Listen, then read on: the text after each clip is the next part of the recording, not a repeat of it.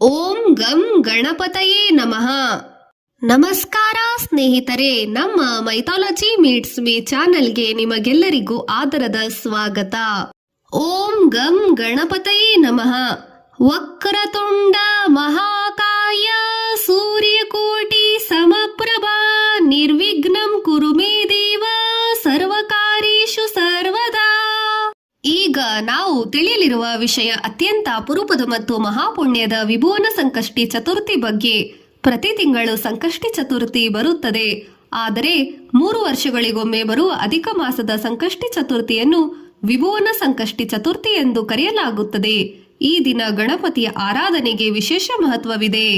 ಸಂಕಷ್ಟಿ ಚತುರ್ಥಿ ಎಂದರೇನು? ಸಂಕಷ್ಟಿ ಎಂಬ ಪದದ ಅರ್ಥ ಸಂಕಷ್ಟಗಳನ್ನು ದೂರ ಮಾಡುವುದು. ಚತುರ್ಥಿ ಎಂದರೆ ಕೃಷ್ಣ ಪಕ್ಷದ 4ನೇ ತಿಥಿ. ಈ ದಿನ ವಿಘ್ನಹರ್ತನಾದ ಗಣೇಶನನ್ನು ಪೂಜಿಸಿದರೆ ಜೀವನದ ಎಲ್ಲಾ ರೀತಿಯ ಅಡೆತಡೆಗಳು ನಿವಾರಣೆಯಾಗುತ್ತದೆ ಎಂಬ ನಂಬಿಕೆ ಇದೆ.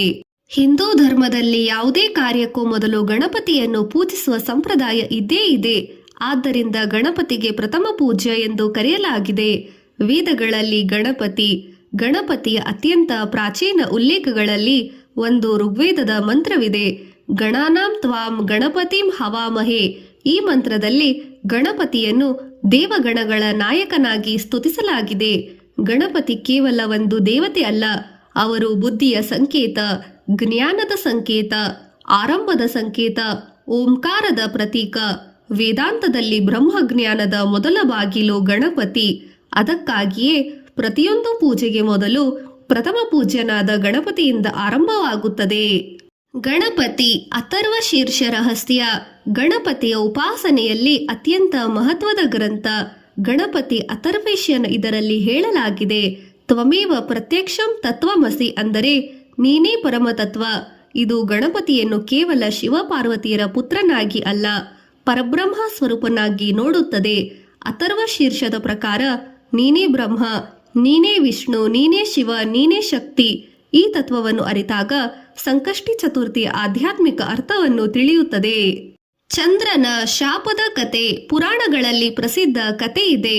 ಒಮ್ಮೆ ಗಣೇಶನು ಮೋದಕಗಳನ್ನು ಸ್ವೀಕರಿಸಿ ಹಿಂತಿರುಗುತ್ತಿದ್ದಾಗ ಆ ಸಮಯದಲ್ಲಿ ಚಂದ್ರನು ಗಣಪತಿಯ ರೂಪ ನೋಡಿ ನಕ್ಕನು. ಅದರಿಂದ ಕೋಪಗೊಂಡ ಗಣಪತಿ ಚಂದ್ರನಿಗೆ ಶಾಪ ನೀಡಿದನು. ನಿನ್ನನ್ನು ನೋಡುವವರು ಅಪವಾದ ಉಂಟಾಗಲಿ. ಚಂದ್ರನು ಕ್ಷಮೆಯಾಚಿಸಿದನು. ಆಗ ಗಣಪತಿ ಶಾಪವನ್ನು ಕಡಿಮೆ ಮಾಡಿ ಹೇಳಿದರು, ಭಾದ್ರಪದ ಶುಕ್ಲ ಚತುರ್ಥಿಯಂದು ಮಾತ್ರ ಚಂದ್ರ ದರ್ಶನದ ದೋಷ ಉಂಟಾಗಲಿ. ಈ ಕತೆ ನಮಗೆ ಕಲಿಸುವುದು, ಅಹಂಕಾರಕ್ಕೆ ಸ್ಥಾನವಿಲ್ಲ, ಸೌಂದರ್ಯವು ವಿನಯವಿಲ್ಲದೆ ವ್ಯರ್ಥ.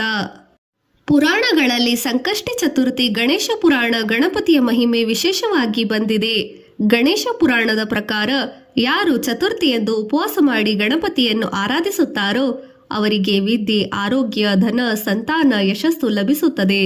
ಮುದ್ಗುಲ ಪುರಾಣದ ಗಣಪತಿಯ 8 ಅವತಾರಗಳಲ್ಲಿ ಉಲ್ಲೇಖವಿದೆ. ಪ್ರತಿ ಅವತಾರವು ಒಂದು ದುರ್ಗುಣವನ್ನು ನಾಶ ಮಾಡುತ್ತದೆ. ಈ ವಿಡಿಯೋದಲ್ಲಿ ನಾವು ತಿಳಿಯೋಣ, 4ನೇ ಜೂನ್ 2026ರಂದು ಆಚರಿಸಲಾಗುವ ಸಂಕಷ್ಟಿ ಚತುರ್ಥಿ ಎಂದರೇನು, ವೇದಗಳಲ್ಲಿ ಗಣಪತಿಯ ಮಹಿಮೆ, ಉಪನಿಷತ್ತುಗಳಲ್ಲಿ ಗಣಪತಿಯ ತತ್ವ, ಪುರಾಣಗಳಲ್ಲಿ ಸಂಕಷ್ಟಿ ಚತುರ್ಥಿಯ ಕತೆ, ಚಂದ್ರನ ಶಾಪದ ರಹಸ್ಯ, ಗಣೇಶ ಮತ್ತು ಮಹಾಭಾರತದ ಕತೆ, ವ್ರತದ ವಿಧಾನ, ಮಂತ್ರಗಳು, ಚಂದ್ರ ದರ್ಶನದ ಮಹತ್ವ. ಕೊನೆಯವರೆಗೂ ತಪ್ಪದೇ ನೋಡಿ. ಮಹಾಭಾರತ ಮತ್ತು ಗಣೇಶ. ಮಹರ್ಷಿ ವ್ಯಾಸ ಮಹಾಭಾರತವನ್ನು ರಚಿಸುವಾಗ ಅದನ್ನು ಬರೆಯಲು ಯೋಗ್ಯ ವ್ಯಕ್ತಿಯು ಬೇಕಾಗಿತ್ತು. ಅವರು ಗಣಪತಿಯನ್ನು ಪ್ರಾರ್ಥಿಸಿದರು. ಗಣಪತಿ ಒಂದು ಷರತ್ತು ಹಾಕಿದರು, ನಾನು ಬರೆಯುವುದನ್ನು ನಿಲ್ಲಿಸುವುದಿಲ್ಲ. ವ್ಯಾಸರು ಪ್ರತಿಯಾಗಿ ಅರ್ಥ ತಿಳಿದುಕೊಂಡಾಗ ಮಾತ್ರ ಬರೆಯಬೇಕು ಎಂದರು. ಹೀಗೆ ಮಹಾಭಾರತದ ರಚನೆಯಾಯಿತು. ಇದು ಬುದ್ಧಿ ಮತ್ತು ಜ್ಞಾನದ ಸಂಗಮ, ಗಣಪತಿಯ ಸಂಕೇತ. ವಿಭುವನ ಸಂಕಷ್ಟಿಯ ವಿಶೇಷತೆ. ಈ ಸಂಕಷ್ಟಿ ಅಧಿಕ ಮಾಸದಲ್ಲಿ ಬರುವುದರಿಂದ ವಿಶೇಷ ಅಧಿಕ ಮಾಸವನ್ನು ಪುರುಷೋತ್ತಮ ಮಾಸ ಎಂದು ಸಹ ಕರೆಯುತ್ತಾರೆ. ಈ ಸಮಯದಲ್ಲಿ ಮಾಡಿದ ಜಪ, ತಪ, ದಾನ, ವ್ರತಗಳಿಗೆ ಹೆಚ್ಚಿನ ಪುಣ್ಯ ಲಭಿಸುತ್ತದೆ ಎಂದು ಶಾಸ್ತ್ರಗಳು ಹೇಳುತ್ತವೆ. ಸಂಕಷ್ಟಿ ಚತುರ್ಥಿ ವ್ರತ ವಿಧಾನ. ಬೆಳಿಗ್ಗೆ ಬೇಗ ಎದ್ದು ಸ್ನಾನ ಮಾಡಿ ಗಣೇಶನಿಗೆ ಪೂಜೆ, ದುರ್ವೆ ಅರ್ಪಣೆ, ಮೋದಕ ನೈವೇದ್ಯ, ಜಪ ಓಂ ಗಂ ಗಣಪತಯೇ ನಮಃ 108 ಬಾರಿ ನಮಗೆ ಆದಷ್ಟು ಮಾಡಬಹುದು. ಸಂಜೆ ಚಂದ್ರೋದಯದ ನಂತರ ಚಂದ್ರ ದರ್ಶನ, ಅರ್ಘ್ಯ ಪ್ರದಾನ, ಗಣೇಶನ ಆರತಿ, ಉಪವಾಸ ಮುಕ್ತಾಯ.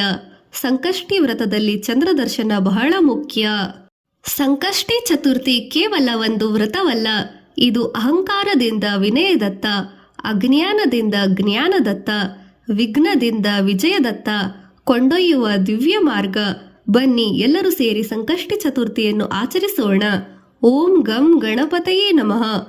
ವಕ್ರತುಂಡ ಮಹಾಕಾಯ ಸೂರ್ಯಕೋಟಿ ಸಮಪ್ರಭ ನಿರ್ವಿಘ್ನಂ ಕುರು ಮೇ ದೇವ ಸರ್ವಕಾರ್ಯೇಷು ಸರ್ವದಾ. ಗಣಪತಿ ಬಪ್ಪ ಮೋರಿಯಾ.